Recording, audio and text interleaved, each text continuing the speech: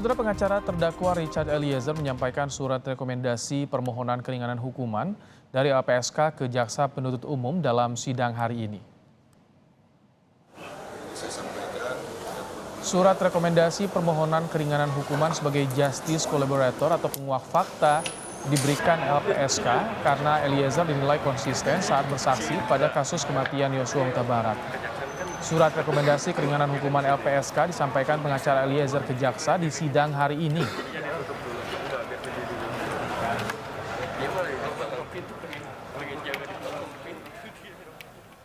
Kesimpulan dari LPSK bahwa keterangan Richard Eliezer kemarin yang waktu ketika Richard Eliezer sebagai saksi ini sesuai dengan keterangan yang sudah disampaikan di LPSK, sehingga LPSK berkewajiban untuk mengeluarkan rekomendasi. Nah, satu sisi klien kami sudah melaksanakan kewajibannya sebagai justice collaborator, kami juga menanyakan hak dari klien kami kan terkait dengan rekomendasi. Ini sudah diatur oleh Undang-Undang Perlindungan Saksi dan Korban, pasal 10 ayat A. Lembaga Perlindungan Saksi dan Korban LPSK telah mengajukan rekomendasi permohonan keringanan tuntutan hukuman terhadap Barada Richard Eliezer dalam kasus pembunuhan Yosua Huta Barat. Surat rekomendasi keringanan hukuman sudah diajukan ke Jaksa Penuntut Umum pada Kamis lalu atau tepatnya 1 Desember. LPSK menyebut berdasarkan pasal 10A ayat 3 Undang-Undang 31 tahun 2014 tentang perlindungan saksi dan korban bahwa penghargaan bagi seorang justice collaborator adalah keringanan hukuman. Kemudian pada tanggal 1 Desember 2022 mengirimkan surat secara tertulis rekomendasinya berkaitan dengan status Richard Eliezer sebagai justice collaborator dalam kasus pembunuhan dengan terdakwa Richard Eliezer, dan kemudian kami menyampaikan juga di dalam surat tersebut agar dimuat di dalam surat tuntutannya, surat tuntutan jaksa terhadap Richard Eliezer kepada majelis hakim, sehingga Richard Eliezer mendapatkan keringanan penjatuhan hukuman sebagaimana diatur di dalam pasal 10A ayat 3 Undang-Undang Perlindungan Saksi dan Korban. Terkait surat rekomendasi JC dan dari LPSK dan juga keringanan hukuman untuk Eliezer, kita akan bahas bersama Kepala Pusat Penerangan Hukum Kejaksaan Agung, I Ketut Sumedana. Selamat petang, Pak Ketut. Selamat petang, Mas Ibrahim. Gimana kabar? Kabar sehat? Sehat, sehat. Pak Ketut, sudah disampaikan oleh LPSK di Kamis lalu, artinya Kejaksaan Agung sudah membaca dan menelisik lagi surat JC yang disampaikannya. Jadi begini, proses pengajuan JC yang dilakukan oleh LPSK itu ya ada beberapa tingkatan. Pertama, pada saat proses penyidikan, yaitu untuk mendapatkan perlakuan khusus pada saat proses penyidikan, baik dalam pemberkasan dan penempatan bagi seorang saksi pelaku tindak pidana. Kemudian dalam satu proses pemeriksaan di persidangan, seperti disampaikan oleh tadi teman dari LPSK, bahwa kita akan memperoleh rekomendasi atau mendapatkan rekomendasi dari LPSK melalui pada saat proses persidangan diajukan. Kapan saja itu bisa dilakukan, bisa persidangan pertama maupun persidangan yang pada saat surat tuntutan diajukan. Nah, apa yang kita nilai nanti tentu konsistensi daripada saksi pelaku tindak pidana dan kebenaran dari keterangan yang diberikan dalam proses ketika mereka diperiksa sebagai saksi-saksi dalam proses persidangan ini. Dan ini perkara masih sedang berjalan. Kita lihat nanti apakah konsistensi itu tetap dilakukan atau kebenaran-kebenaran tetap diungkap oleh saksi pelaku tindak pidana ini. Seperti itu. Kalau tadi kan LPSK disampaikan oleh kuasa hukum sudah melihat adanya konsistensi, kendati pemeriksaan baru setengah jalan ya dalam tanda petik. Nah, kalau Kejaksaan Agung artinya sampai seluruh kesaksian diberikan Richard atau bagaimana biasanya?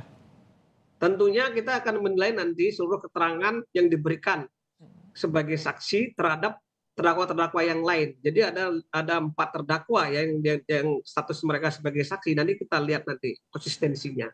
Dan kita nilai juga kebenarannya. Apakah kesaksian yang diberikan itu betul-betul mengungkap fakta hukum yang sebenarnya dalam proses pemeriksaannya sebagai saksi di persidangan. Seperti itu. Oke, nanti ini outputnya bagaimana? Apakah akan ada perbedaan tuntutan dari para terdakwa dengan Richard Eliezer?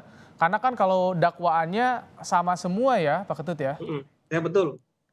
Jadi begini, pasal yang didakwakan oleh para tersangka khususnya di 338, 340 ya, ini akan tentunya kalau misalnya sebagaimana kita sebutkan tadi ada konsistensi, ada kebenaran yang diungkap sesuai dengan fakta-fakta hukum yang terkait satu dengan yang lain, tentu akan mendapat perlakuan khusus berupa penghargaan. Penghargaan itu adalah berupa keringanan tuntutan bagi yang bersangkutan, termasuk juga permohonan kami juga kemungkinan akan bisa disetujui oleh hakim dalam memberikan penjatuhan hukuman, keringanan dalam penjatuhan hukuman seperti itu.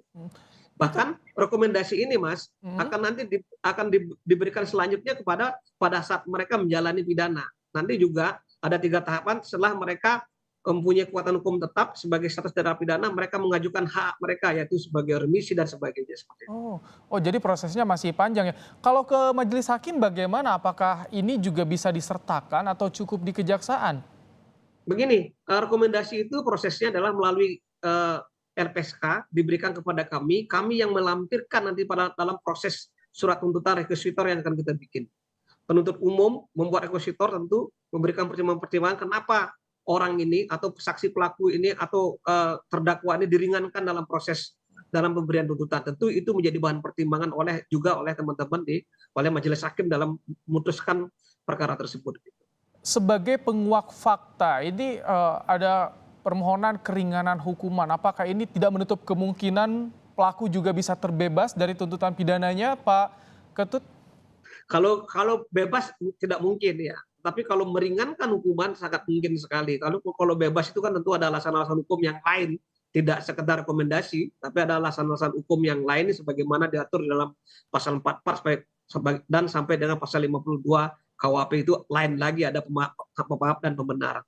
Tapi dalam kasus ini khusus sebagai justice kolaborasi yaitu diatur dalam Undang-Undang 31 2014 hanya pemberian hukuman, keringanan hukuman. Hanya pemberian keringanan tuntutan. Nah, itu yang diatur dalam pasal 10 huruf A ayat 4, ayat 3 dan 4 seperti itu. Kalau tadi kan ada perbedaan, ada yang disampaikan oleh LPSK, tapi tadi kuasa hukum juga menyampaikan ke jaksa hari ini. Itu bagaimana, Pak Ketut? Rekomendasi itu bisa diberikan kapan saja, Mas. Pada saat sidang dimulai, pada saat proses persidangan sedang berjalan, atau pada saat sebelum penuntut umum membuat rekusitor atau surat tuntutan, kapan saja. Yang penting yang jelas nanti penilaian itu ada di kita, di penuntut umum pada saat persidangan. Apakah betul-betul seorang saksi pelaku saksi ini betul-betul memberikan konsistensi dalam memberikan keterangan dalam proses persidangan, atau betul-betul dia mengungkap kebenaran secara material dalam proses persidangan. Baik. Pak Ketut, yang bisa jadi pengaruh juga selain keterangan dari JC-nya sendiri, apakah keterangan terdakwa atau saksi lain justru ini bisa mempengaruhi juga soal pemberian keringanan hukuman ini, Pak Ketut? Ya tentunya itu keterangan seorang JC ini ya tidak bisa jadi satu keterangan begitu saja, tetapi satu sama lain akan ada namanya alat bukti petunjuk, yaitu saling keterkaitan satu sama lain. Artinya apa? Ada saling keterkaitan yang membuat satu bukti baru yaitu bukti petunjuk. Pasti tentunya ada pengaruhnya satu sama lain seperti itu. Baik, kalau selama ini Pak Ketut, kita boleh ya bicara soal catatan-catatan dari Kejagung, bagaimana sih soal JC ini yang dikabulkannya seperti apa? Selama ini kita ada beberapa JC yang sudah kita kabulkan tadi. Yang jelas satu yang bersangkutan adalah mengungkap fakta baru yang menyebabkan pelaku utama atau intelektual dadar bisa menjadi tersangka dalam suatu proses ini. Tentu di penyidikan ini sudah jadi bahan pertimbangan. Kemudian itu juga menjadi proses, kemudian setelah di penuntutan menjadi satu proses hukum ya, dan beliau juga mendapatkan pendampingan khusus dari LPSK sekaligus juga tadi diberikan keringanan hukuman. Hal ini hal yang biasa lah di proses di penegakan hukum yang kita jalani di penuntut umum di kejaksaan. Oke. Ini hal yang biasa. Baik, Pak Ketut, terakhir ini kan Kejaksaan penuntut umum juga sudah mengetahui bagaimana BAP Eliezer dan kesaksian-kesaksiannya. Bagaimana sih penuntut umum, kejaksaan melihat konsistensi kejujuran Eliezer di persidangan selama ini? Selama ini kita masih lihat masih konsisten kita lihat ya. Mudah-mudahan ke depan tetap konsistensi ini dijaga betul oleh saksi pelaku ini. Ya mudah-mudahan. Tapi kita lihat masih dalam koridor konsistensinya masih ada. Baik, sejauh ini konsisten dengan apa yang disampaikan sebelumnya. Terima kasih. Ketut Sumedana, Kapus Penkum Kejaksaan Agung, telah berbagi informasi dalam program Kompas Petang sore hari ini. Terima kasih Mas. Terima kasih, sehat selalu.